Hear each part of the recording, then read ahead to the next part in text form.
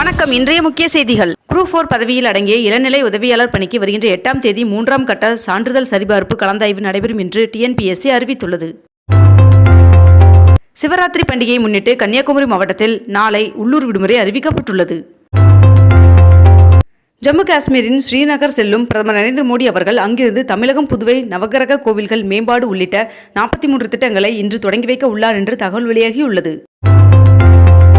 திமுக, காங்கிரஸ் இடையே தொகுதி உடன்பாடு இன்று கையெழுத்தாகும் என்று தகவல் வெளியாகியுள்ளது. புதுச்சேரியில் சிறுமி விவகாரத்தை கண்டித்து நாளை இந்தியா கூட்டணி கட்சிகளும் அதிமுகவும் பந்த் நடத்த உள்ளதாக அறிவித்துள்ளது. புதுச்சேரி சிறுமி விவகாரம் தொடர்பாக தாவேகா தலைவர் விஜய் அவர்கள் கண்டனம் தெரிவித்துள்ளார். நீங்கள் நலமா என்ற புதிய திட்டத்தை முதலமைச்சர் மு க ஸ்டாலின் அவர்கள் தொடங்கி வைத்துள்ளார். இன்று மக்களவைத் தேர்தல் வேட்பாளர்கள் குறித்து முடிவெடுக்க காங்கிரஸ் தேர்தல் குழு கூட்டம் நடைபெற உள்ளதாக தெரிவிக்கப்பட்டுள்ளது. தமிழ்நாடு அரசின் திரைப்பட விருதுகள் வழங்கும் விழாவில் சிறந்த நடிகராக மாதவன் அவர்களுக்கும் சிறந்த நடிகையாக ஜோதிகா அவர்களுக்கும் விருது வழங்கப்பட்டது.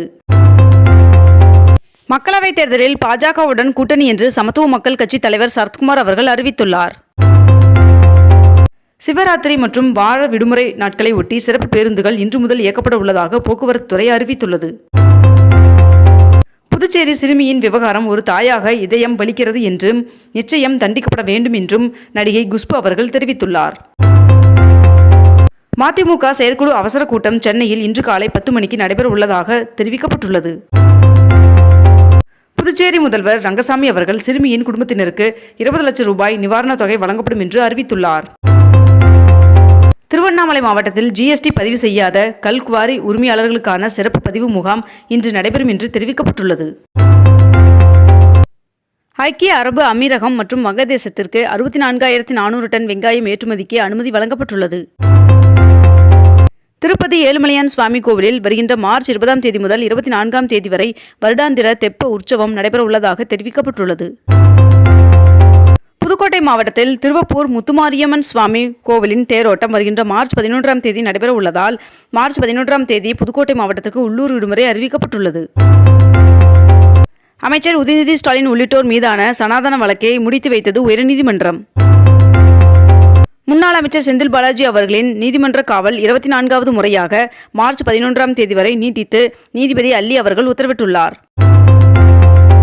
இந்தியாவின் முதலாவது நீருக்கடியில் சுரங்கப்பாதையில் மாணவர்களுடன் கொல்கத்தா மெட்ரோ பயணத்தை பிரதமர் நரேந்திர மோடி அவர்கள் மேற்கொண்டார். சென்னை மெட்ரோ ரயில் திட்டம் கட்டம் 2 வழித்தடம் 5இல் மின் மற்றும் இயந்திர அமைப்பு பணிக்காக ஒப்பந்தம் போடப்பட்டுள்ளதாக தெரிவிக்கப்பட்டுள்ளது. தமிழ்நாட்டில் போட்டியிடும் பாஜக வேட்பாளர் பட்டியல் விரைவில் அறிவிக்கப்படும் என்று மத்திய இணையமைச்சர் எல் முருகன் அவர்கள் தெரிவித்துள்ளார்.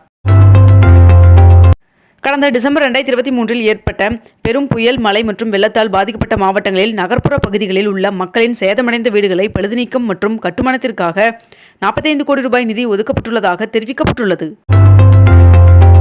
பழனி முருகன் சுவாமி கோவிலில் கிரிவல பாதையில் தனியார் வாகனங்களுக்கு வருகின்ற 8ஆம் தேதி முதல் தடை விதிக்கப்பட்டுள்ளது. கோவை ஈசா யோகா மையத்தில் வருகின்ற 8ஆம் தேதி மகா சிவராத்திரி விழாவில் குடியரசு துணைத் தலைவர் ஜெகதீப் தன்கர் அவர்கள் பங்கேற்க உள்ளார் என்று தகவல் வெளியாகியுள்ளது. 22 கேரட் ஆபண தங்கத்தின் விலை சவரனுக்கு 200 ரூபாய் அதிகரித்து ஒரு சவரன் 48,320 ரூபாய்க்கு விற்பனையாகிறது. அதேபோல் 1 கிராம் வெள்ளியின் விலை 78 ரூபாய்க்கு விற்பனை செய்யப்பட்டு வருகிறது. இத்துடன் இன்றைய தலைப்புச் செய்திகள் நிறைவடைகின்றன. மேலும் இதுபோன்ற அண்மை தகவல்களை உடனுக்குடன் தெரிந்து கொள்ள அக்னிபூ சேனலை சப்ஸ்கிரைப் செய்து கொண்டு தொடர்ந்து இணைந்திருங்கள். நன்றி, வணக்கம்.